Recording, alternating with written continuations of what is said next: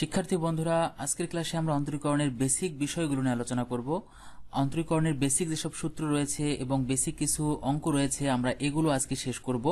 তো আজকের এই ক্লাসটি অনেক অনেক বেশি গুরুত্বপূর্ণ, কারণ আজকের এই বিষয়গুলো তোমরা যদি ভালোভাবে শিখতে না পারো তাহলে পরবর্তী চ্যাপ্টারের কোনো অঙ্কই তোমরা ভালোভাবে বুঝতে পারবে না বা করতে পারবে না। সুতরাং আজকের এই ক্লাসটি তোমরা অবশ্যই অনেক গুরুত্ব সহকারে এবং মনোযোগ দিয়ে দেখবে। তো চলো আমরা শুরু করি। আমরা প্রথমে অন্তরীকরণের যে সূত্রগুলো রয়েছে আমরা এই সূত্রগুলো নিয়ে একটু আলোচনা করব। তো এই হচ্ছে আমাদের অন্তরীকরণের সূত্র। আমি এই সূত্রগুলো প্রতিটা সূত্র নিয়ে এখানে আলোচনা করব, যেগুলো এখান থেকে বুঝাই দেওয়া দরকার আমি সম্পূর্ণরূপে চেষ্টা করব খুব স্পষ্টভাবে সবকিছু বুঝিয়ে দেওয়ার জন্য, ক্লিয়ারলি তোমরা বুঝতে পারবে। তো যাই হোক, মনোযোগ দিয়ে দেখো। তো সাপোজ আমি একটা ফাংশন ধরে নিচ্ছি, এই ফাংশনটি হচ্ছে x⁴n। তো আমরা এখন এই ফাংশনটিকে অন্তরীকরণ করব। তো আমরা অন্তরীকরণের যে স্যাম্বল রয়েছে আমরা সেই স্যাম্বলটি সামনে লিখব। তো অন্তরীকরণের স্যাম্বল হচ্ছে d/dx, আমরা এটাকে উচ্চারণ করব d/dx। তাহলে অন্তরীকরণের স্যাম্বল কি d/dx। আচ্ছা, এই স্যাম্বল জিনিসটা তোমাদের একটু আমি বুঝিয়ে দেই। তো যখন আমরা সাপোজ যোগ করি তখন কি ইউজ করি, আমরা প্লাস চিহ্ন ইউজ করি। তারপর যখন বিয়োগ করি তখন মাইনাস চিহ্ন ইউজ করি। তারপর গুণ করলে আমরা এই মাল্টিপ্লিকেশন ইউজ করি। তারপর ভাগ করলে ডিভিশন ইউজ করি। তো এগুলো হচ্ছে এক একটা করে অপারেটর। এগুলোকে বলা হয় বীজগাণিতিক অপারেটর, অর্থাৎ অ্যালজেব্রিক অপারেটর। আমরা যখন বীজগণিত করি তখন বীজগণিতের মধ্যে আমরা ক্যালকুলেশন করার জন্য এই যোগ বিয়োগ গুণ ভাগ এগুলো ইউজ করি। অনুরূপভাবে আমরা যে এখন ক্যালকুলাস চ্যাপ্টারটি পড়তেছি, নবম অধ্যায় এবং দশম অধ্যায়, একটা হচ্ছে অন্তরীকরণ এবং অন্যটি হচ্ছে যোগজীকরণ। এই দুইটাকে একত্রে আমরা বলি হচ্ছে ক্যালকুলাস। তো এই ক্যালকুলাসের মধ্যে এখানে অপারেটর রয়েছে। আমরা এখন অন্তরীকরণ চ্যাপ্টার পড়তেছি, এই অন্তরীকরণের অপারেটর হচ্ছে d/dx। তাহলে অন্তরীকরণের অপারেটর কি, এটা হচ্ছে d/dx। তার মানে এটি একটি স্যাম্বল, এটা দ্বারা আমরা বুঝবো যে কোনো কিছুকে অন্তরীকরণ করতে হবে। ঠিক আছে। তো এখানে যোগজীকরণের জন্য আলাদা স্যাম্বল রয়েছে, যখন আমরা যোগজীকরণ করবো তখন সেটি সেখানে আলোচনা করব। তো এই d/dx নিয়ে আরো ডিপলি বিস্তারিত অনেক আলোচনা আছে। আমি পরবর্তী অন্য একটি ক্লাসে এই d/dx টি কিভাবে আসলো, কোথা থেকে আসলো, তো আমি সেখানে সেটি সম্পূর্ণরূপে আলোচনা করব। অ্যাডভান্স লেভেলের ওই আলোচনাটি হবে। তো যাই হোক, আমি আলাদা একটি ভিডিও ক্লাস করে তোমাদেরকে সেটি দিয়ে দেবো, তোমরা সেটি দেখে নিও। তো যাই হোক, যেহেতু আমরা আজকে বেসিক বিষয়গুলো নিয়ে আলোচনা করব, সুতরাং আমি ওই ব্যাখ্যায় যাব না। আজকে আমরা সরাসরি আলোচনা শুরু করব। তো যাই হোক, এখানে আরেকটি গুরুত্বপূর্ণ কথা আমি বলে রাখি। এই যে আমরা অন্তরীকরণের যে স্যাম্বলটি লিখলাম এখানে d/dx, এখানে এই যে x টি এখানে রয়েছে। তো এখন দেখো তোমরা এখানে ফাংশনটি লক্ষ্য করো, এখানে আমরা ফাংশনটি কি লিখেছি, x⁴n। তারপর এখানে কি আছে সামনে, d/dx। আচ্ছা, এখন এই যে এখানে x টি রয়েছে এখানে, তো আমরা যখন এই ফাংশনটাকে অন্তরীকরণ করব তখন এই x এর সাপেক্ষে অন্তরীকরণ করব। তার মানে এখানে যে জিনিসটি থাকবে সেটির সাপেক্ষে ফাংশনটিকে অন্তরীকরণ করতে হয়। তাহলে এখানে কি রয়েছে, আমরা দেখতেছি এখানে x রয়েছে। সুতরাং আমরা এই ফাংশনটাকে x এর সাপেক্ষে অন্তরীকরণ করব। এখানে আরো অন্য কিছু থাকতে পারে, তবে নর্মালি অ্যাজ ইউজুয়াল আমরা যখন এই তোমাদের যে সিলেবাসে রয়েছে প্রায় সমস্ত অঙ্কই আমরা এই x এর সাপেক্ষে অন্তরীকরণ করব। তবে ব্যতিক্রম কিছু কিছু পাবো আমরা t এর সাপেক্ষে। তো যাই হোক, যখন সেটি আসবে আমি তখন সেটি নিয়ে আলোচনা করব। তো নর্মালি আমরা যে কাজটি করব, এখানে যেটি থাকে x, তাহলে আমরা এই x এর সাপেক্ষেই এই ফাংশনটাকে অন্তরীকরণ করব। এখন আমি এই সূত্রটাকে লিখতেছি বা বুঝাই দিচ্ছি। তাহলে সূত্রটি কি হচ্ছে, এখানে আমরা d/dx করতেছি, কাকে করতেছি, x⁴n। তাহলে x⁴n পাওয়ার কত, পাওয়ার হচ্ছে n। তাহলে এটিকে অন্তরীকরণ করলে কি হবে, n × x⁴n−1। তাহলে আমি এটাকে লিখে নিচ্ছি যে এটা ইকুয়াল টু হবে কি n × x⁴n−1। আচ্ছা, তোমরা এভাবে মনে রাখতে পারো যে এখানে পাওয়ার কত ছিল, পাওয়ার ছিল n। তাহলে n এখানে সামনে এসেছে ইন্টু x⁴ দেখো পাওয়ার কত ছিল n, তাহলে nটা এখানে সামনে এসেছে, তাহলে পাওয়ার ইন্টু x⁴ এই পাওয়ার -1 অর্থাৎ n-1। তো এই সূত্রটি বোঝার জন্য আমি তোমাদেরকে একটা এক্সাম্পল দিচ্ছি, তোমরা দেখো তাহলে আরো ক্লিয়ারলি ভালোভাবে বুঝতে পারবে বিষয়টি। তো আমি একটা এক্সাম্পল দিচ্ছি। সাপোজ আমি অন্তরীকরণ করব হচ্ছে x⁵ কে। তাহলে আমরা যদি এখন এই সূত্রটার সঙ্গে এটাকে কম্পেয়ার করি, তাহলে n এর মান কত, n এর মান হচ্ছে 5। তাহলে পাওয়ার সামনে আসবে অর্থাৎ 5 এটি সামনে আসবে, n সামনে আসবে ইন্টু x⁴n−1। তাহলে n এর মান হচ্ছে 5, সুতরাং কত হবে এটা 5-1। তাহলে ক্যালকুলেশন করে আমরা পাচ্ছি যে 5 × x⁴। তো যাই হোক, আশা রাখি তোমরা বুঝতে পেরেছো। আমি আরো একটি এক্সাম্পল দিচ্ছি তোমাদের একদম ক্লিয়ার হওয়ার জন্য। সাপোজ আমি লিখলাম হচ্ছে x²। তাহলে x² কে অন্তরীকরণ করলে কি হবে, পাওয়ার কত এখানে 2, তাহলে 2 সামনে আসবে। তারপর x এর পাওয়ার 2 - 1, তার মানে কত হবে, এক্স এর পর কত হবে, 1 হবে। তো 1টা আমাদের আর লেখার দরকার নেই, তাহলে আমরা এখান থেকে পাচ্ছি যে এক্স স্কোয়ারকে করলে কত হবে, 2x। তো যাই হোক, আমি মনে করি যে তোমরা এই সূত্রটি এবং এটার ছোট ছোট যে অ্যাপ্লিকেশনগুলো রয়েছে এটা তোমরা অনেক ক্লিয়ারলি খুব ভালোভাবে বুঝতে পেরেছো। আমরা এখন আমাদের পরবর্তী সূত্রে চলে যাচ্ছি। আমাদের পরবর্তী যে সূত্রটি রয়েছে এটি হচ্ছে ddx c ইকুয়াল টু 0। আচ্ছা, তাহলে সি হচ্ছে এখানে কনস্ট্যান্ট। তো এই কনস্ট্যান্টের বিষয়টি আমি তোমাদেরকে একটু ক্লিয়ারলি ভেঙে ভেঙে বুঝাই দেওয়ার চেষ্টা করব। তোমরা দেখো, খেয়াল করে আমি সূত্রটি লিখে নিচ্ছি যে ddx c। আচ্ছা, আমি একটু আগে তোমাদেরকে ব্যাখ্যা করে বলে এসেছি যে এখানে যে এক্সটি থাকবে তো তার সাপেক্ষে অন্তরীকরণ করতে হয়। তাহলে এখানে কে রয়েছে, এখানে এক্স রয়েছে, তাহলে এই এক্স এর সাপেক্ষে আমরা অন্তরীকরণ করব। তো আমাদের যে মূল ফাংশনটি দেয়া আছে, এখানে কি দেয়া আছে, সি দেয়া আছে। তো যার সাপেক্ষে আমরা অন্তরীকরণ করব, তাহলে কার সাপেক্ষে অন্তরীকরণ করতেছি, আমরা এখানে অন্তরীকরণ করতেছি হচ্ছে এক্স এর সাপেক্ষে। তো যার সাপেক্ষে অন্তরীকরণ করব সেটা যদি আমাদের এই ফাংশনের মধ্যে না থাকে তাহলে এই ফাংশনটিকে বলবো এটি একটি কনস্ট্যান্ট। তাহলে এটি কি কনস্ট্যান্ট, তাহলে এখানে কি আমাদের এক্স আছে, না, যেহেতু আমরা এক্স এর সাপেক্ষে অন্তরীকরণ করতেছি কিন্তু এখানে এক্স নেই, এক্স না থাকার ফলে আমরা এটিকে বলতেছি এটি একটি কনস্ট্যান্ট, অর্থাৎ এটি একটি ধ্রুবক। তো কোনো ধ্রুবককে যদি আমরা অন্তরীকরণ করি তাহলে তার মানটা কত হয়, সেটি ইকুয়াল টু হবে সূত্রানুসারে 0। আচ্ছা, আমি একটা এক্সাম্পল দিচ্ছি, তোমরা দেখো। তো সাপোজ আমি লিখে নিচ্ছি যে dx শুধু 5, তাহলে আমরা 5কে অন্তরীকরণ করব। তাহলে খেয়াল করে দেখো, এখানে আমরা কার সাপেক্ষে অন্তরীকরণ করতেছি, এক্স এর সাপেক্ষে অন্তরীকরণ করতেছি, বাট 5 আমরা যে লিখলাম এখানে কি এক্স আছে, এখানে এক্স নেই, সুতরাং 5 এটি একটি কনস্ট্যান্ট। তো আমরা এখন এই কনস্ট্যান্টকে অন্তরীকরণ করলে পাবো ইকুয়াল টু 0। তো যাই হোক, এক কথায় যদি বলি, আমরা যার সাপেক্ষে অন্তরীকরণ করব সেটি যদি ফাংশনের মধ্যে না থাকে তাহলে সেটিকে আমরা ধ্রুবক মনে করব, অর্থাৎ কনস্ট্যান্ট মনে করব, আর কনস্ট্যান্টকে অন্তরীকরণ করলে কত হবে, 0 হবে। তো আমি এখানে একটা 5 দিয়ে এক্সাম্পল দিলাম। তো নট অনলি 5, এখানে যে কোনো মান হতে পারে, এক্স ছাড়া যে কোনো মান হতে পারে, 0 হতে পারে, 1 2 3 4 5, মানে অন্য যে কোনো মান হতে পারে, সেখানে এক্স থাকবে না। যদি এক্স না থাকে তাহলে সেটিকে বলবো আমরা কনস্ট্যান্ট, এবং তার মানটা কত হবে, তার মানটা হবে 0। তাহলে কোনো কনস্ট্যান্টকে অন্তরীকরণ করলে আমরা কি পাবো, 0 পাবো। তো যাই হোক, আমি মনে করি যে বিষয়টি তোমরা অনেক ক্লিয়ারলি ভালোভাবে বুঝতে পেরেছো। তো আমরা এখন পরবর্তী সূত্রে চলে যাচ্ছি। পরবর্তী যে সূত্রটি এখানে রয়েছে এটা হচ্ছে e to the power x. তো e to the power x কে যদি আমরা অন্তরীকরণ করি তাহলে এটি ইকুয়াল টু হবে e to the power x. তো তোমরা এটা মনে রাখবে ভালো করে যে e to the power x কে অন্তরীকরণ করলে কি হবে, e টু দি পাওয়ার এক্সই ঠিক থাকবে, এখানে কোনো চেঞ্জ হবে না। e to the power x কে অন্তরীকরণ করলে e টু দি পাওয়ার এক্সই হবে। আচ্ছা, এখন পরবর্তী সূত্রে আসো যে লন এক্স কি আছে, লন এক্স। তো লন এক্স কে যদি আমরা অন্তরীকরণ করি তাহলে কি পাবো, 1/x। তো লন এক্স কে অন্তরীকরণ করলে পাবো হচ্ছে 1/x। তো এটিও তোমরা মনে রাখবে, লন এক্স কে অন্তরীকরণ করলে কি হয়, 1/x হয়। এখন পরবর্তী যে সূত্রটি আছে এটা খুবই গুরুত্বপূর্ণ সূত্র। খেয়াল করে দেখো যে এখানে ddx a ভিত্তিক log x। তো a ভিত্তিক log x কে করলে হবে 1/x a ভিত্তিক log e। এটাও লিখতে পারি, আবার আমরা আরো অন্য একটি লিখতে পারি যে 1/x ln a। তো যাই হোক, এই সূত্রটি অনেক গুরুত্বপূর্ণ। আমি এই সূত্রটি তোমাদেরকে বা অন্যান্য যে সূত্রগুলো রয়েছে এগুলো বোঝানোর পর এটি আমি ডিটেলসে তোমাদেরকে বুঝিয়ে দেব। তো যাই হোক, এখন আমরা পরের সূত্রে চলে আসি। পরের সূত্রটি এখানে কি রয়েছে, a to the power x. তো a to the power x কে অন্তরীকরণ করলে কি হবে, a to the power x কে অন্তরীকরণ করলে হবে a to the power x ln a। আচ্ছা, একটি জিনিস তোমরা এখানে একটু লক্ষ্য করে দেখো, আমরা এর আগে একটি সূত্র পড়ে এসেছি, সেখানে ছিল e to the power x. তো e to the power x কে করলে কি হয়, e টু দি পাওয়ার এক্সই ঠিক থাকবে, বাট এখানে কিন্তু e to the power x নয়, এটা কি, এটা হচ্ছে a to the power x. তো a to the power x করলে হবে a to the power x ln a। তো এখানে ছিল e to the power x, এর কিন্তু আমরা জানি নির্দিষ্ট একটু ভ্যালু রয়েছে, কিন্তু এখানে যে a রয়েছে এই a কিন্তু যে কোনো কনস্ট্যান্ট হতে পারে।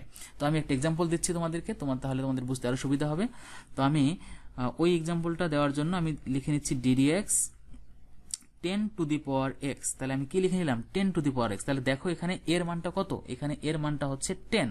তাহলে এই এর মানটা যে কোনো কনস্ট্যান্ট হতে পারে, আমি এখানে 10 লিখলাম, হতে পারে 2 5 3 6, তুমি যা লিখবা তাই, অর্থাৎ যে কোনো একটা কনস্ট্যান্ট সেটা হতে পারে।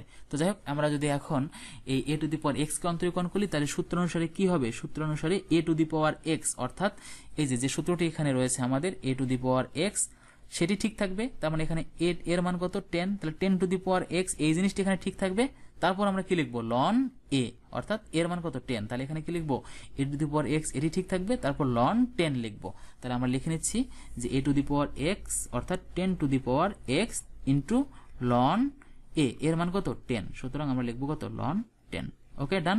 তো যাই হোক, এটি আশা রাখি তোমরা বুঝতে পেরেছ। তো এটি আমাদের হয়ে গেল। তো এটা এখন যে কোনো মান তোমরা বসিয়ে দিয়ে একই রকম ভাবে তোমরা করতে পারবে। এটা আমি 10 লিখেছি, এখানে তুমি যে কোনো মান দিতে পারো।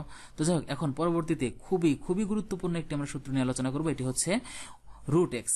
তো রুট এক্স কে অন্তরীকরণ করলে কি হবে, 1/2 রুট এক্স। রুট এক্স কে অন্তরীকরণ করলে হবে 1/2 রুট এক্স। তো যাই হোক, আমি এই বিষয়টি তোমাদেরকে 1/2 রুট এক্স কিভাবে হলো, তো আমি সেটি তোমাদেরকে একটু ভেঙে ভেঙে বুঝিয়ে দেবো। তোমরা খুবই মনোযোগ দিয়ে দেখো, কারণ এটি অনেক গুরুত্বপূর্ণ। আমরা যখন পরবর্তীতে অঙ্ক করব তখন এটি অনেকবার ইউজ করতে হবে। তো আমি প্রথমে লিখে নিচ্ছি যে রুট এক্স। তো আমরা এই রুট এক্স কে অন্তরীকরণ করব, তার মানে কি করব, আমরা সামনে ডিডিএক্স দিয়ে দেবো। যেহেতু রুট এক্স কে অন্তরীকরণ করতেছি, সুতরাং রুট এক্স এর সামনে আমরা ডিডিএক্স দিয়ে দিলাম। আচ্ছা, আরেকটি বিষয় আমরা কি জানি, কোনো কিছুর পাওয়ার রুট মানে কি, যদি এখানে এক্স এর পাওয়ার রুট রয়েছে, তাহলে কোনো কিছুর উপরে যদি রুট থাকে তাহলে সেই জিনিসটি কি হয়, তার পাওয়ার হবে হাফ, এটা আমরা জানি। তাহলে এটিকে আমরা লিখতে পারি ভাবে, আমরা ডিডিএক্সটা লিখে নিচ্ছি। তাহলে রুট এক্সটাকে আমরা লিখতে পারি এক্স এর পাওয়ার হাফ লিখতে পারি আমরা। তাহলে এক্স এর পাওয়ার কত দিলাম, 1/2। তাহলে রুট এক্স অর্থাৎ এক্স এর পাওয়ার কত হবে, 1/2 হবে, হাফ হবে। ঠিক আছে, তো এখন এখানে তোমরা খেয়াল করে দেখো, এই যে আমরা এটি লিখলাম x to the power half, তো এটি দেখো এখন যে আমাদের মূল যে সূত্রটি আমরা প্রথমে আলোচনা করে এসেছি x to the power N, সেটার কিন্তু অনুরূপ হয়ে গেছে এখানে x to the power N. N এর মান কত এখানে, হাফ। তাহলে এই সূত্রটি আমরা যেভাবে করেছি এখানে, যে পাওয়ার সামনে আসবে অর্থাৎ এন সামনে আসবে, তারপর into x to the power n-1, তো সেই জিনিসটি আমরা এখন এখানে অ্যাপ্লাই করব। তো দেখো, আমরা যদি এটাকে লিখি এভাবে, তাহলে কি লিখতে পারি, আমরা এটাকে লিখতে পারবো, তাহলে আমরা এটাকে লিখবো যে পাওয়ার সামনে আসবে, এখানে পাওয়ার কত আছে, হাফ। তাহলে হাফকে আমরা সামনে নিয়ে আসলাম, মানে 1/2 কে সামনে নিয়ে আসলাম। তারপর x to the power n-1, তাহলে n এর মান কত, এখানে n এর মান হচ্ছে 1/2 মাইনাস সূত্রের 1। দেখো, খেয়াল করে দেখো, আমরা মূল যে সূত্রটি এখানে লিখেছিলাম এটির হুবহু আমরা অনুরূপভাবে সূত্রটি অ্যাপ্লাই করে এটি এখানে লিখলাম। ঠিক আছে, এখন এটাকে ক্যালকুলেশন করে যা হবে সেটাই হবে আমাদের এখানকার মান। তো এটাকে যদি আমরা ক্যালকুলেশন করি তাহলে কি পাবো, এখানে আমরা হাফ লিখতে পারতেছি, হাফ সামনে ঠিক থাকলো, তারপর এক্স এর পাওয়ার হাফ মাইনাস এখানে 1 আছে, তাহলে এটিকে আমরা পাবো মাইনাস হাফ। ওকে, আচ্ছা, এই বিষয়টি বোঝার জন্য তোমাদেরকে আমি একটি এক্সাম্পল দিচ্ছি, তোমরা খেয়াল করে দেখো। যদি আমরা লিখি হবে যে এক্স ইনভার্স 1, তাহলে এক্স ইনভার্স 1 কে আমরা কি লিখতে পারি, এক্স ইনভার্স 1 কে লিখতে পারি হচ্ছে 1/x। আচ্ছা, অনুরূপভাবে যদি এক্স ইনভার্স 2 দেয়া থাকে তাহলে আমরা কি লিখবো, যে 1/x²। তাহলে এই জিনিসটাকে যদি আমরা একটু সাজিয়ে লিখি তাহলে আমরা কি লিখতে পারবো, আমরা এখানে হাফটাকে লিখে নিলাম, তারপর এক্স ইনভার্স হাফকে আমরা 1/x এর পর কত লিখবো, 1/2 অর্থাৎ হাফ। ঠিক আছে, তো এখন আমরা কি জানি, কোনো কিছুর পাওয়ার হাফ মানে কি, সেটাকে রুট আকারে লেখা যায়, তাহলে এটাকে আমরা রুট আকারে লিখবো। আমরা যদি রুট দিয়ে লিখি এটাকে, তাহলে 1/2 থাকলো ইন্টু 1/√x। তো দেখো, আমাদের রুট এক্স কে অন্তরীকরণ করলে আমরা কি পাচ্ছি, 1/2 রুট এক্স। তো এটি হচ্ছে আমাদের এই সূত্র, যে রুট এক্স কে করলে কত হবে, 1/2 রুট এক্স। তো আমি একদম ভেঙে ভেঙে প্রতিটা লাইন এখানে বুঝিয়ে দিয়েছি, আশা রাখি তোমাদের কোনো আর সমস্যা থাকবে না। তো যাই হোক, আমরা এখন আমাদের পরবর্তী সূত্রে চলে যাচ্ছি। তো পরবর্তী সূত্রটি কি রয়েছে, এখানে রয়েছে যে 1/x। তো 1/x কে অন্তরীকরণ করলে কি হবে, -1/x²। তো এটিও তোমার মনে রাখবে। তো আমি আগের যে সূত্রটি তোমাদেরকে ভেঙে ভেঙে বুঝিয়ে দিলাম, এখানেও আমি সেম কাজটি করব, তোমাদেরকে এটা ভেঙে ভেঙে বুঝিয়ে দেবো। তোমরা মনোযোগ দিয়ে দেখো, তাহলে আশা রাখি সম্পূর্ণটাই অনেক ক্লিয়ারলি ভালোভাবে বুঝতে পারবে। তো আমি প্রথমে লিখে নিচ্ছি যে ডিডিএক্স 1/x। তো 1/x কে আমরা কি লিখতে পারি, একটু আগে কিন্তু আমি এখানে তোমাদেরকে বুঝিয়ে এসেছি। দেখো, এই রাইট সাইডে দেখো, এখানে এক্স ইনভার্স 1 থাকলে আমরা কি লিখতে পারি, 1/x। তো আবার যদি 1/x থাকে তাহলে আমরা এটাকে কি লিখতে পারবো, এক্স ইনভার্স লিখতে পারবো। তাহলে এখানে আমাদের কি রয়েছে, 1/x রয়েছে, তাহলে এটাকে আমরা ইনভার্স দিয়েও লিখতে পারবো। তো যদি আমরা এটাকে ইনভার্স দিয়ে লিখি তাহলে কি লিখতে হবে, এটাকে লিখবো আমরা এক্স ইনভার্স 1। তো এখন আমরা এটিকে অন্তরীকরণ করবো, অর্থাৎ সামনে কি দেবো, ডিডিএক্স দেবো। আচ্ছা, এখন দেখো, আবারও সেই প্রথম যে সূত্রটি আমরা আলোচনা করেছিলাম, তো x to the power N, আবারও কিন্তু আমাদের এটি সেই সূত্রটা হয়ে গেছে, প্রথম সূত্রটা হয়ে গেছে এখানে। তাহলে আমরা কি করব, এখানে পাওয়ার সামনে আসবে, অর্থাৎ -1টি সামনে আসবে। তাহলে -1টিকে আমরা সামনে লিখে নিচ্ছি, তাহলে -1 into x to the power n-1। তাহলে n এর মানটা এখানে কত, -1, এবং সূত্রের -1। তাহলে ক্যালকুলেশন করলে আমরা কি পাচ্ছি, এখানে -1 কে শুধু মাইনাস লিখতেছি, এক্স ইনভার্স 2 পাবো। তো দেখো, আমি কিন্তু এক্স ইনভার্স 2 কেও তোমাদেরকে একটু আগে বুঝিয়ে দিয়ে এসেছি। এক্স ইনভার্স 2 কে কি লেখা যাবে, 1/x² লেখা যাবে। তাহলে যদি আমরা এখন এটাকে ভেঙে লিখি এভাবে, তাহলে আমরা লিখতে পারবো -1/x²। তো এই হচ্ছে আমাদের 1/x কে অন্তরীকরণ করলে কি পাবো, -1/x²। আমি একদম ভেঙে ভেঙে প্রতিটি লাইন তোমাদেরকে বুঝিয়ে দিয়েছি। আশা রাখি এখান থেকে আর কোনো ধরনের কোনো সমস্যা তোমাদের থাকবে না। তো আমি তোমাদেরকে এখানে আরও একটি সূত্র একটু বুঝিয়ে দিচ্ছি। আর একটা সূত্র আমি লিখে দিচ্ছি, তোমরা দেখো যে আমি লিখবো যে ডি ডিএক্স এক্স, শুধু এক্স, তার মানে আমরা কার সাপেক্ষে অন্তরীকরণ করতেছি? আমরা এখানে এক্স এর সাপেক্ষে অন্তরীকরণ করতেছি। কাকে অন্তরীকরণ করব? ওই এক্স কে অন্তরীকরণ করব। তার মানে এক্স এর সাপেক্ষে যদি আমরা এক্স কে অন্তরীকরণ করি তাহলে এইটি ইকুয়াল টু পাবো কত? 1। অর্থাৎ এক্স কে এক্স এর সাপেক্ষে অন্তরীকরণ করলে কত হবে? 1 হবে। তো এটাই আমাদের সূত্র হিসেবে মনে রাখবে তোমরা, এক্স কে অন্তরীকরণ করলে কত হবে? 1 হবে। তো যাই হোক, এখন আমি তোমাদেরকে যেটি বলেছিলাম যে এখান থেকে গুরুত্বপূর্ণ একটি সূত্র রয়েছে। তো এই যে আমি এখানে তীর চিহ্ন দিয়ে রেখেছিলাম, এই সূত্রটি তোমাদেরকে এখন আমি বুঝিয়ে দেবো। আমি বলেছি যে এই সূত্রটি অনেক বেশি গুরুত্বপূর্ণ। কেন গুরুত্বপূর্ণ? কারণ এটি অনেক সময় পরীক্ষায় আসে। তোমাদের যে 2 মার্কের যে প্রশ্ন থাকে কতে, তো সেই কতে এটি আসে যে এত এর মান নির্ণয় করো, অথবা দেখাও যে এটা ইকুয়াল টু এটা দেয়া থাকবে, অথবা এটা এমসিকিউতেও আসে। অন্য সব সূত্রই আমাদের কাজে লাগবে অঙ্কে, কিন্তু এটিকে আমি বললাম যে যেহেতু এটা প্রমাণ আসে পরীক্ষায়, সুতরাং সেই প্রমাণটা তোমাদেরকে আমি একটু বুঝিয়ে দেবো। তো সেই প্রমাণটি তোমাদেরকে আমি বুঝিয়ে দেবো। তো তোমরা এখন মনোযোগ দিয়ে দেখো, আমি সূত্রটিকে একটু লিখে নিচ্ছি সাইডে। তো সূত্রটিকে আমি একটু সাইডে লিখে নিচ্ছি। আচ্ছা, ডিডিএক্স আমরা নির্ণয় করব হচ্ছে এ ভিত্তিক লগ এক্স। তো এটাকে আমরা উচ্চারণ করব এ ভিত্তিক লগ এক্স। তো এটিকে আমরা অন্তরীকরণ করব। তো এখন এই যে এ ভিত্তিক লগ এক্স এটি রয়েছে, এটিকে আমরা একটু অন্যভাবে লিখতে পারি। কিভাবে লিখতে পারি সেটা আমি লিখে দিচ্ছি। দেখো যে এ ভিত্তিক লগ ই লিখতে পারি, এটার সঙ্গে ইনটু দেব ই ভিত্তিক লগ এক্স। ওকে, তো এটি হচ্ছে আমাদের লগ লনের যে বৈশিষ্ট্যগুলো আছে। তো সেই বৈশিষ্ট্যগুলো অনুসারে এই জিনিসটিকে ভেঙে ভেঙে এটি লেখা যায়। তো তোমাদের মনে রাখার জন্য আমি তোমাদেরকে একটু অন্যভাবে বলে দিচ্ছি, জাস্ট মনে রাখার জন্য বলে দিচ্ছি। দেখো এখানে আমাদের মেইন সূত্রে কি ছিল? এ ভিত্তিক লগ এক্স। তাহলে এখানে দেখো এ ভিত্তিক লগ, এখানে কিন্তু এক্স রয়েছে। মনে করো যে এই ই আর এই ই এখান থেকে কাটাকাটি করা যাচ্ছে। এটা জাস্ট আমি বোঝার জন্য বলতেছি, বাট লগারিদমের যে প্রপার্টিজ আছে, প্রপার্টিজটা একটু অন্যভাবে বুঝতে হয়। তো বোঝার সুবিধার জন্য তোমাদেরকে শুধু বলে দিচ্ছি। দেখো এখানে যে এই ই আর এই ই মনে করো কাটা যাচ্ছে, থাকতেছে কি? এ ভিত্তিক লগ এক্স। তো যাই হোক, তাহলে এই জিনিসটাকে আমরা সংক্ষিপ্ত করে এটি লিখতে পারি। তো যাই হোক, এটি হচ্ছে লগারিদমের বৈশিষ্ট্য থেকে আমরা পাই। তো এটিকে এভাবে লেখা যায়। তো এখন আমরা এটিকে অন্তরীকরণ করব। তো এর জন্য আমরা সামনে কি চিহ্ন দিয়ে নেব? ডিডিএক্স দিয়ে নেব। তো সামনে ডিডিএক্স দিয়ে নিলাম। তো এখন আমি এই জিনিসটা বোঝার আগে তোমাদেরকে আরো একটি জিনিস তোমাদেরকে একটু আমি বুঝিয়ে দিচ্ছি। তোমরা খেয়াল করে দেখো যে আমি লিখতেছি আবারও যে ডিডিএক্স 5x। তো এই যে মনে করো আমরা 5x কে অন্তরীকরণ করব। আচ্ছা, তাহলে এখানে 5টা তো কনস্ট্যান্ট। তো আমরা তো একটু আগে শিখে আসলাম যে কনস্ট্যান্টকে অন্তরীকরণ করলে 0 হয়। হ্যাঁ, কনস্ট্যান্টকে অন্তরীকরণ করলে 0 হয়, কিন্তু এখানে কিন্তু 5 এককভাবে নেই, এটার সঙ্গে কি রয়েছে? x রয়েছে। সুতরাং এখানে 5 কে অন্তরীকরণ করলে কিন্তু 0 হবে না, কারণ এখানে কি রয়েছে? x রয়েছে। তো এমন যদি কোনো কনস্ট্যান্টের সঙ্গে x থাকে, তাহলে আমাদের অন্তরীকরণ করার জন্য যে কাজটি করতে হবে, আমরা এই কনস্ট্যান্টটাকে সামনে লিখব এবং x এর ফাংশনটাকে আমরা অন্তরীকরণ করব। যাক, আমি ভেঙে ভেঙে বুঝিয়ে দিচ্ছি তোমাদেরকে কি করতে হবে। এখানে আমি বলেছিলাম যে কনস্ট্যান্টটা থাকবে সেই কনস্ট্যান্টকে আমরা সামনে লিখব। লেখার পর অবশিষ্ট যে x এর ফাংশনটি থাকবে, অর্থাৎ x থাকবে, এই xটাকে আমরা এখন অন্তরীকরণ করব। ঠিক আছে? তো x কে অন্তরীকরণ করলে কি হয়? আমি কিন্তু একটু আগে দেখো এই যে সূত্র তোমাদেরকে এখানে লিখে দিয়েছি। x কে অন্তরীকরণ করলে 1 হবে। সুতরাং আমরা এখন এখানে লিখতে পারি যে 5 × 1। ওকে, তার মানে আমরা কি পাচ্ছি? 5 পাচ্ছি। ঠিক আছে? দেখো, তো 5x কে অন্তরীকরণ করলে আমরা কত পাবো? 5 পাবো। অনুরূপভাবে 2x কে অন্তরীকরণ করলে কত পাবো? 2 পাবো। 3x কে অন্তরীকরণ করলে 3 পাবো, কারণ x কে অন্তরীকরণ করলে 1 হয়ে যায়, 1টা ওখানে গুণ অবস্থায় থাকে, এজন্য এই মানগুলো চলে আসে। তো যাক, আমি তোমাদেরকে এই জিনিসটা ভেঙে ভেঙে বুঝিয়ে দিয়েছি। তো এখান থেকে মূল যে কথাটি তোমাদেরকে আমি বলবো সেটি হচ্ছে, যে কোনো কনস্ট্যান্ট যদি গুণ অবস্থায় থাকে x এর সঙ্গে, তার ওই কনস্ট্যান্টটাকে আমরা সামনে লিখব এবং x যুক্ত টার্মটাকে আমরা অন্তরীকরণ করব। তাহলে এখানেও তোমরা খেয়াল করে দেখো, এই যে আমরা এখানে যে ফাংশনটি এখানে পেয়েছি, তো এখানে কিন্তু এটি হচ্ছে কনস্ট্যান্ট। কারণটা কি? এখানে কিন্তু x নাই। এখানে কি x আছে? এখানে কোনো x নাই। সুতরাং এটি হচ্ছে কনস্ট্যান্ট, আর এটি হচ্ছে আমাদের x এর ফাংশন। সুতরাং এই নিয়ম অনুসারে আমরা কনস্ট্যান্টটাকে এখন সামনে লিখব, তারপর এটিকে আমরা লিখব। ঠিক আছে? আচ্ছা, তাহলে আমরা কনস্ট্যান্টটাকে সামনে লিখে নিচ্ছি। তাহলে কনস্ট্যান্টটি হচ্ছে a ভিত্তিক লগ ই। তাহলে এখন আমাদের x এর এই ফাংশনটিকে এখন আমরা অন্তরীকরণ করব। তাহলে ইনটু dx a ভিত্তিক লগ x। ওকে, তাহলে এখন আমরা এটিকে অন্তরীকরণ করব। আচ্ছা, তাহলে এখান থেকে আমি আরো একটি জিনিস তোমাদেরকে শিখিয়ে দিচ্ছি। তো আমরা এই যে লগ এবং লন যে বলি, তো এই লন জিনিসটি কি? লন জিনিসটি কি? তো আমরা নর্মালি যখন লগ লিখি তো এই লগের বেস কিন্তু হয় 10। তবে নর্মাল যে আমরা লগগুলো লিখি এই লগের ভিত্তি হচ্ছে 10। তো কোনো লগের ভিত্তি যদি ই হয় তাহলে এটার মান হয়ে যায়, এটার নাম হচ্ছে লন।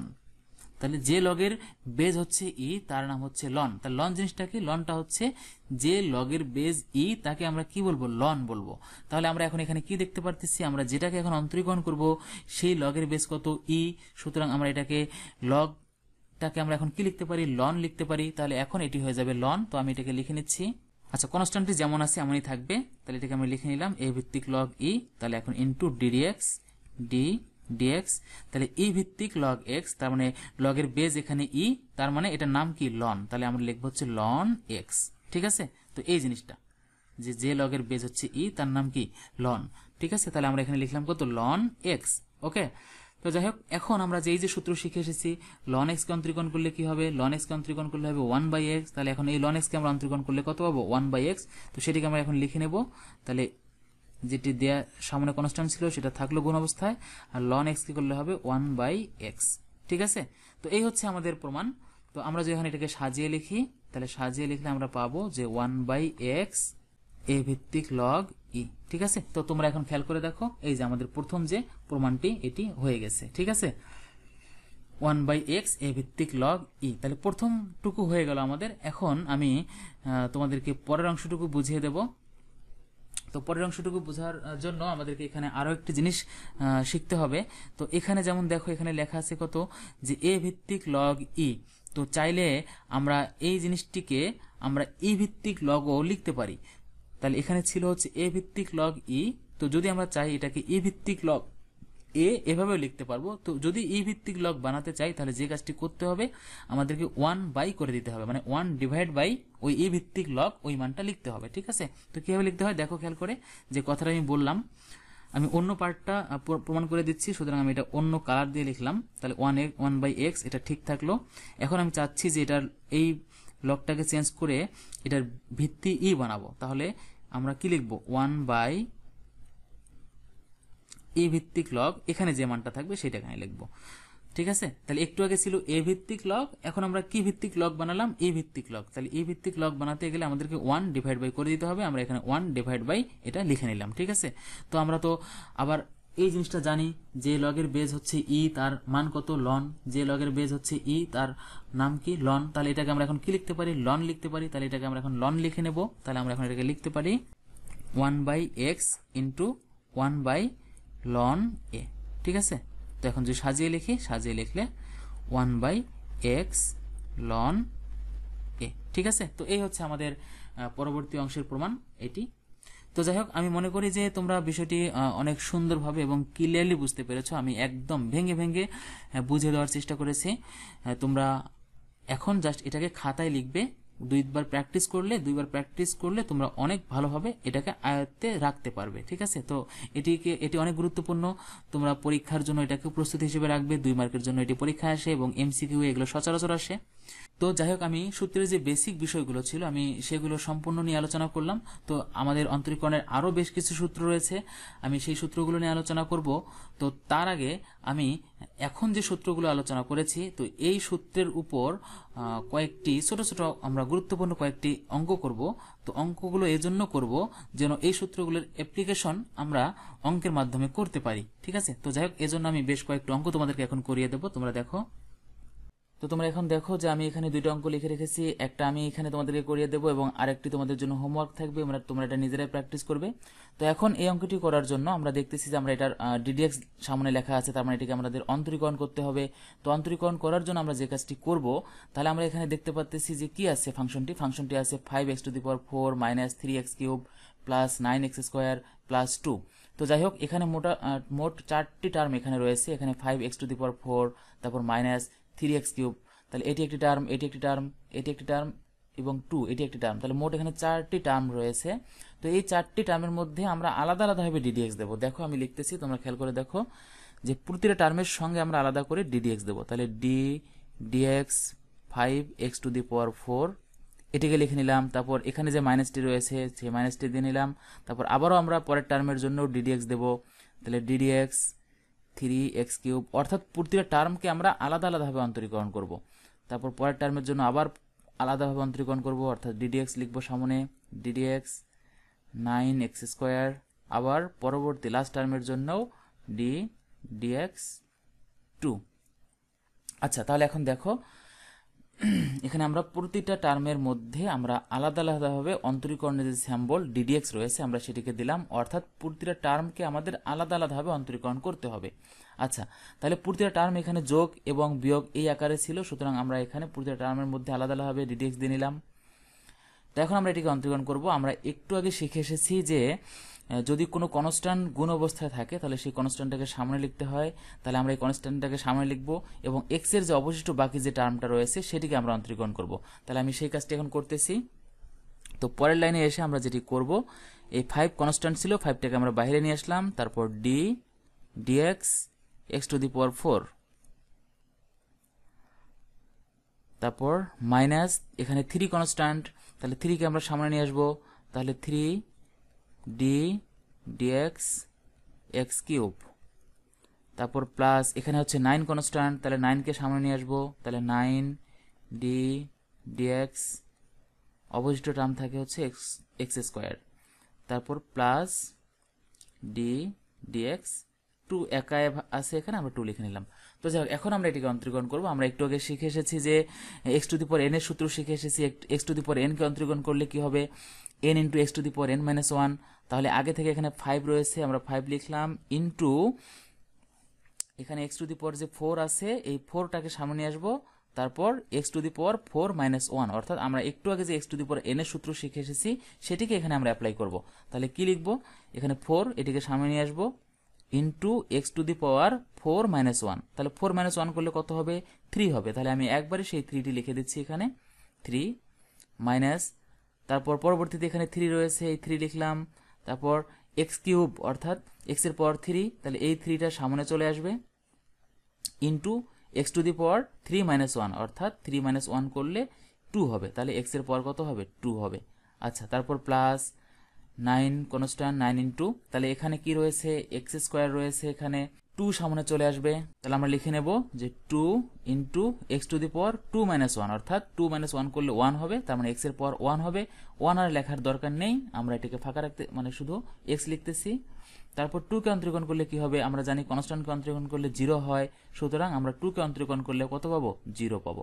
আচ্ছা, এখন এটাকে যে আমরা ক্যালকুলেশন করি, ক্যালকুলেশন করলে জাস্ট এটাকে আমরা এখন গুণ করে লিখে দেবো যে 5 × 4 কত হচ্ছে 20, তাহলে 20x³ মাইনাস 3 × 3 অর্থাৎ 9x², তারপর 9 × 2, 9 × 2 করলে হবে 18, তাহলে 18x প্লাস 0, আর 0 লেখার দরকার নেই। আচ্ছা, তাহলে এটি হচ্ছে আমাদের অ্যান্সার, এটি হচ্ছে আমাদের অ্যান্সার। তো দেখো, আমি এই অঙ্কটি তোমাদেরকে একদম ভেঙে ভেঙে এখানে বুঝিয়ে দিয়েছি, কিন্তু এখানে আরেকটি বিষয়, সেটি হচ্ছে আমি যে এখানে মাঝে যে 3টি লাইন লিখলাম, এই 3টি লাইন একদম ভেঙে ভেঙে আমি তোমাদেরকে এখানে বুঝিয়ে দিয়েছি। এত ভেঙে ভেঙে পরবর্তী অঙ্কে আমরা কখনোই আর করব না, যেহেতু আমরা ফার্স্ট একটা অঙ্ক করতেছি এই চ্যাপ্টারের প্রথম অঙ্ক, সুতরাং আমি এইটা তোমাদেরকে একদম ভেঙে ভেঙে বুঝিয়ে দিলাম যেন পরবর্তী অঙ্কগুলো তোমরা ইজিলি খুব সহজে দ্রুত বুঝতে পারো। তো পরবর্তীতে যখন আমরা অঙ্ক করব তখন এত ভেঙে আমরা লিখবো না, আমরা একদম প্রথম যে লাইন আছে সেই লাইন থেকে একদম আমরা লাস্ট লাইন লিখতে পারবো, ঠিক আছে। আচ্ছা, আমি একটু বুঝে দিচ্ছি, দেখো কিভাবে লিখতে হয়। করার জন্য আমি অঙ্কটিকে আরো একবার লিখে নিচ্ছি। তো আমি অঙ্কটিকে আবারও লিখে নিলাম, তোমরা দেখো এখন আমি এটাকে আবারও বুঝিয়ে দিচ্ছি। তাহলে দেখো এখানে 5 কনস্ট্যান্ট, তাহলে এখানে x⁴ আছে, তাহলে 4 যেহেতু সামনে আসবে তার মানে 5 × 4 হবে, তাহলে 5 × 4 হলে কত হয়, 20 হয়, তাহলে 20x³ হবে, কারণ এখানে x⁴ আছে, 4 থেকে 1 মাইনাস হবে, এজন্য আমাদের এখানে কিউব হবে, তার মানে কি হলো, এটা 20x³। অনুরূপভাবে এখানে আমরা মাইনাসটা দিয়ে নেব, তারপর এই 3 সামনে আছে, তাহলে 3 × 3 অর্থাৎ 9, তারপর এখানে x³ আছে, তার অন্তরীকরণ করার পর কি হবে, x² হবে, তাহলে 9x²। অনুরূপভাবে এখানে 9 × 2 অর্থাৎ 18x হবে, তারপর 2 হচ্ছে কনস্ট্যান্ট, কনস্ট্যান্টকে করলে 0 হয়, এজন্য আমরা 0 লিখিনি। তাহলে আমরা এই লাইন থেকে আমরা সরাসরি এই লাইনটি পরবর্তীতে যত অঙ্ক করব তখন আমরা এভাবে করার চেষ্টা করব। যদি তোমাদের অসুবিধা হয় তাহলে তোমরা একটু ভেঙে ভেঙে প্রথম কিছুদিন লেখা প্র্যাকটিস করো, তাহলে পরবর্তীতে তোমরা দেখবে যে অটোমেটিক একবারেই অঙ্কটা করতে পারতেছো। আমি তোমাদেরকে এখানে একটু হোমওয়ার্ক দিয়ে দিয়েছি, তোমরা এই হোমওয়ার্কটি নিজেরা করবে এবং এটির অ্যান্সার কত হয় সেটি তোমরা কমেন্ট করে জানাবে। আমি তোমাদেরকে এখন আরো একটি অঙ্ক করিয়ে দিচ্ছি, তোমরা দেখো। তাহলে এখন আমরা এই অঙ্কটাকে সলভ করব। এখানে দেখো ddx cube root x to the power 5। আচ্ছা, তাহলে আমরা আমি এখান থেকে আরেকটা জিনিস তোমাদেরকে দেখিয়ে দেই যে রুট এক্স, এই রুট এক্সটাকে আমরা কি লিখতে পারি? রুট এক্সকে আমরা লিখতে পারি হচ্ছে এক্স এর পাওয়ার 1/2। এক্স এর পাওয়ার কত? 1/2। আবার যদি কিউব রুট হয় তাহলে এটাকে বলে হচ্ছে কিউব রুট। তাহলে কিউব রুট এটাকে আমরা লিখতে পারি এক্স এর পাওয়ার 1/3। ঠিক আছে, তাহলে এগুলোকে আমরা লিখতে পারি এভাবে। তাহলে এখানে আমরা সেম ভাবে এটাকে আগে ভেঙে ভেঙে লিখবো একটু, যে আমরা ddx-টা দিয়ে নিচ্ছি। আমরা একটু আগে এটাকে, যেটা আমাদের যে ফাংশনটি দেওয়া আছে এই ফাংশনটিকে আমরা আগে একটু সিম্পলিফাই করে নিই, তারপর আমরা এটাকে অন্তরীকরণ করব। এর জন্য আমি আবার সামনে ddx লিখে নিলাম, তারপর এটাকে সিম্পলিফাই যদি করি তাহলে আমরা পাবো যে এক্স টু দি পাওয়ার 5 আগে থেকে আছে, তাহলে এক্স টু দি পাওয়ার 5 আমরা লিখে নিলাম। এটার সঙ্গে ইনটু কত হবে? এটার সঙ্গে ইনটু হবে এটা কি কিউব রুট। তাহলে কিউব রুট থাকলে কি হয়? কিউব রুট থাকলে হবে এক্স এর পাওয়ার 1/3। তার মানে এই 5 এর সঙ্গে 1/3 হবে। তার মানে আমরা এটাকে লিখতে পারি 5/3। ঠিক আছে, তার মানে টোটালি আমরা কত পেলাম? এক্স এর পাওয়ার পেলাম হচ্ছে 5/3। তো যাই হোক, দেখো এটি আমাদের আবারও সেই প্রথম যে সূত্রটি শিখে এসেছি সেই সূত্রটি হয়ে গেল। সূত্রটি তোমাদের নিশ্চয়ই মনে আসছে। সূত্রটি কি ছিল? ddx x to the power n। তাহলে x to the power n এর সূত্র কি জানি আমরা? n সামনে আসবে into x to the power n-1।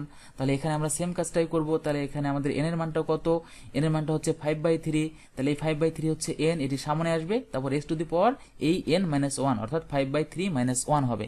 তাহলে আমরা এটাকে লিখতে পারি 5/3 ইনটু এক্স টু দি পাওয়ার 5/3 -1। তো এই তো আমাদের হয়ে গেল। এখন এটাকে আমরা সিম্পলিফাই করে নেব। সিম্পলিফাই করে নিলে আমাদের অ্যান্সার কমপ্লিট। তাহলে 5/3, তাহলে এক্স টু দি পাওয়ার, এটাকে যে আমরা এখানে লসাগু করি, লসাগু করলে ক্যালকুলেশন করলে আমাদের যেটি হবে, এখানে 3 কে আমরা যদি লসাগু করি তাহলে এখানে হবে 5 - 3। তারপরের লাইনে এসে 5/3 এক্স টু দি পাওয়ার 2/3। ঠিক আছে, তাহলে এটি আমাদের অ্যান্সার। তো যাই হোক, আমি মনে করি যে বিষয়টি তোমরা অনেক ক্লিয়ারলি বুঝতে পেরেছো। তো আজকে আমরা যে আলোচনাটুকু করলাম এটা মূলত একদম বেসিক পার্ট। মানে এই বেসিকগুলো না জানলে তোমরা কিন্তু পরবর্তী অঙ্কগুলো ভালোভাবে করতে পারবে না, বুঝতে পারবে না। সেজন্য আমি বেসিকগুলো একদম ভেঙে ভেঙে তোমাদেরকে বুঝিয়ে দিয়েছি। তো তোমরা এখন যদি কোনো কিছু বুঝতে যদি অসুবিধা হয় তাহলে সম্পূর্ণ ভিডিও ক্লাসটি তোমরা আরেকবার দেখো। দেখলে আমি মনে করি যে এখান থেকে কোনো বিষয় নিয়ে তোমাদের আর কোনো সমস্যা থাকবে না। তো যাই হোক, আমরা পরবর্তী যে ক্লাস আছে সেই ক্লাসে আরো অনেক গুরুত্বপূর্ণ কিছু সূত্র এবং গুরুত্বপূর্ণ কিছু ম্যাথ, যেগুলো আমাদের সরাসরি পরীক্ষায় আসবে, আমরা এই ধরনের গুরুত্বপূর্ণ কিছু ম্যাথ নিয়ে আমরা আমাদের পরবর্তী ক্লাসে আলোচনা করব। অর্থাৎ আমাদের বেসিকের যে দ্বিতীয় পার্ট আছে, আজকে আমরা প্রথম পার্টের ক্লাস করলাম, আমাদের বেসিকের যে 2 নাম্বার ক্লাসটি হবে সেই বেসিকের 2 নাম্বার ক্লাসটি আরো অনেক বেশি গুরুত্বপূর্ণ হবে, অনেক ইফেক্টিভ হবে। সুতরাং তোমরা পরবর্তী ক্লাসটা অবশ্যই আবারও দেখে নিও। তো যাই হোক, আজকের ক্লাসটা আমরা এ পর্যন্তই শেষ করতেছি। তোমাদের সবার জন্য অনেক অনেক শুভকামনা রইল।